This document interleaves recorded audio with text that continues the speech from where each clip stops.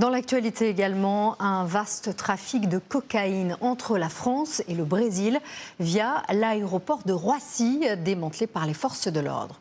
8 personnes ont été interpellées, employées d'une société aéroportuaire. Elles auraient aidé des trafiquants à sortir de l'aéroport des dizaines de kilos de cocaïne chaque mois.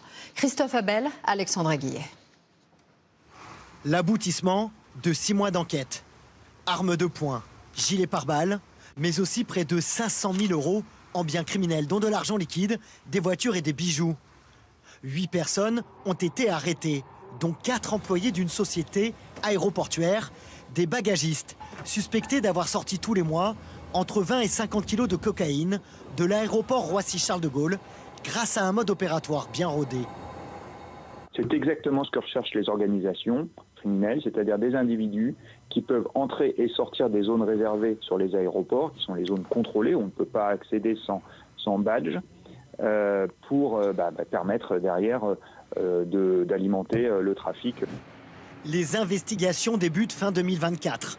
Les forces de l'ordre identifient un avion de fret légal en provenance du Brésil et à destination de l'aéroport parisien, avec à son bord 50 kilos de cocaïne. À partir de cette date, les enquêteurs vont se concentrer sur certains profils. Regarder en fait quelles sont les habitudes de vie des personnes qui sont arrivées au contact de cet avion, aussi de remonter sur une organisation qui venait récupérer ces produits stupéfiants. Corrompre des employés d'aéroport pour faire passer discrètement de la drogue. Une méthode de plus en plus utilisée par les narcotrafiquants, même si les ports français restent les principaux ports d'entrée de la cocaïne en Europe.